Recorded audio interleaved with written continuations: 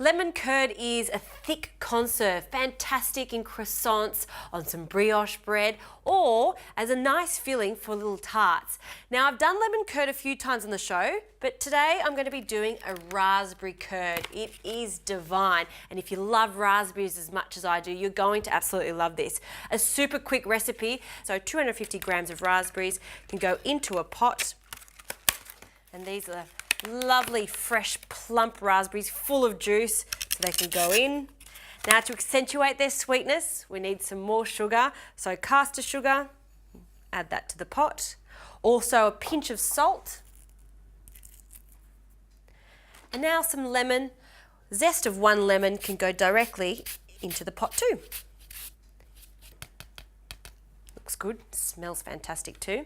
Now I'll just crush this with my whisk to start releasing some of the juices of our raspberries. And now the heat can go on. You want this on a low heat. While that warms through and that sugar melts, we can crack our eggs. So I'll need 3 eggs for this recipe. Into a bowl first. And then I'll also give them a whisk.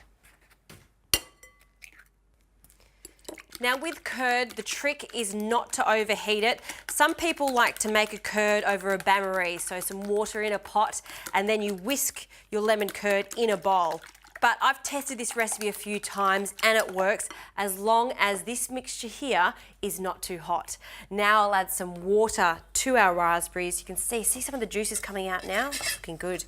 We'll add our water and give that a stir and then break it up so we've got a rough puree. Now that sugar is dissolved, so we can add the eggs now. So I'll just take that whisk out and then constantly whisking in a steady stream, we'll add the eggs. We do this in a steady stream because we don't want scrambled eggs. So you want to work quite quickly, and then you can even take it off the heat to control it. And now we've got a stabilised mixture. Now it's time to add the main ingredients in a curd, which is butter, 200 grams of cold butter. And I'm going to add small amounts of butter at a time, whisking it in until it dissolves, and then add a little more butter until it's completely incorporated. We've got a smooth, glossy mixture, a curd.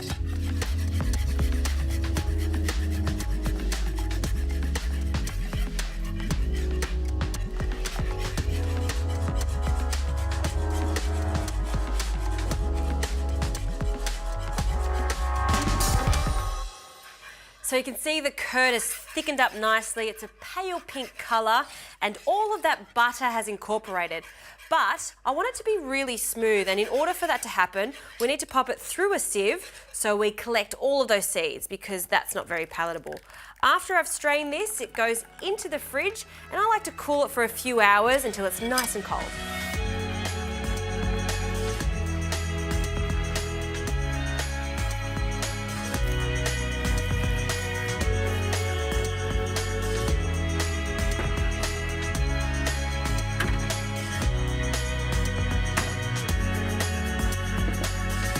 Now, once the curd cools completely, it thickens even more. And that is just the most delightful thing right there. Look, sometimes I do like to get a spoon and just have a little taste. It's my little treat in the fridge, but it is delicious on some toasted brioche. Also, it's a great idea to have a jar, so a sterilised jar just like this, and you can pour it in, and it's a fantastic gift to give your friends. So just pour that in. And I like to put this through a funnel so it's nice and neat and there's not too many spills. And once you've prepared that, lid can go on into the fridge for a couple of weeks. I'm going to have a taste of this now. Just spread it over charred brioche, cut it in half, and have a taste.